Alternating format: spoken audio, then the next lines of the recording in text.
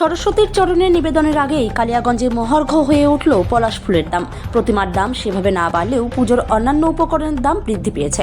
তা সত্ত্বেও শনিবার সকাল হতেই সরস্বতী পুজো ঘিরে জমজমাট হয়ে উঠেছিল বাজার। মহেন্দ্রগঞ্জ নাটমন্দির ময়দানে প্রতি বছরের মতোই এবারেও বসেছিল সরস্বতী পুজোর বাজার। বিভিন্ন প্রান্তের মৃৎশিল্পীরা প্রতি বছরের মতোই এবারেও নাটমন্দির ময়দানে সরস্বতী প্রতিমার পসরা সাজিয়ে বসেছিল। পঞ্জিকা মতে রবিবার ও সোমবার বাগদেবী আরাধনার আগে এই প্রতিমা বাজার ঘিরেই শনিবার সকাল হতেই ক্রেতা বিক্রেতার হাঁকডাকে সরগরম হয়ে উঠেছিল মহেন্দ্রগঞ্জ বাজার ও নাটমন্দির ময়দান চত্বর। প্রতিমার পাশাপাশি নাটমন্দির ময়দানের আশপাশের রাস্তায় ফুল ফল মালার দোকানপাট বসেছিল। পাশাপাশি এদিন রাধিকাপুর কাটিহার প্যাসেঞ্জার ট্রেনে শনিবার সকালে কালিয়াগঞ্জ রেল স্টেশন থেকে ট্রেনে করে বিদ্যার দেবী সরস্বতী পাড়ি দেন ভিন রাজ্যে। এইখানে এসেছিলাম, এই মহেন্দ্রগঞ্জ বাজারে হচ্ছে বাড়ির সরস্বতী পূজার জন্য ঠাকুর নিতে এসেছি।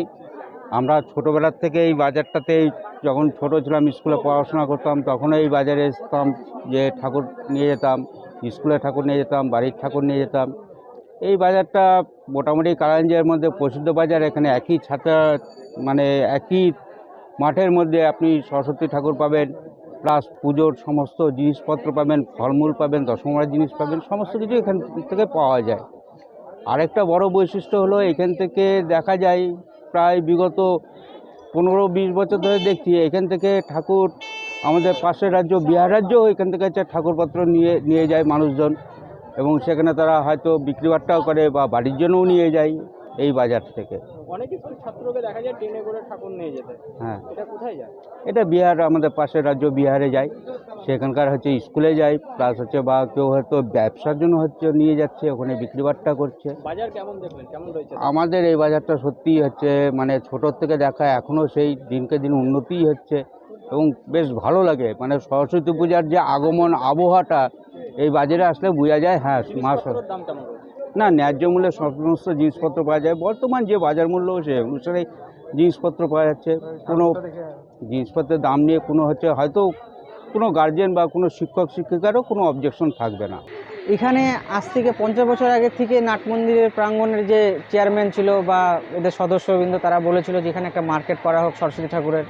সকলে মিলে এখানে সরস্বতী ঠাকুর কিনতে আসবে। তার সঙ্গে শুধু সরস্বতী ঠাকুর না, এখানে ফুলের মালা, তারপরে সরস্বতী পূজার সামগ্রী, যে কোনো জিনিস, দশকর্মার ফলমূল ইত্যাদি জিনিস সব এখানে বিক্রি হয়। তাতে সবার একটা ব্যবসা এইভাবে দিক থেকে আর্থিক সাহায্য হয়। এইভাবেই আজকে 50 বছর ধরে চলছে। আমি আমার জন্মের পর থেকে এখানে আসছি, আজকে 30 বছর হয়ে গেল আমি এখানে এইভাবে ব্যবসা করে চলে যাচ্ছি। আর ভালোই হচ্ছে এখানে ব্যবসা, এখানে খারাপ হয় না কখনো। সবাই এখানে হাসি মুখে আসে, ব্যবসা করে হাসি মুখে চলে যায়। খুব ভালো জায়গা আমাদের কালিয়াগঞ্জের নাট মন্দির সংস্থান।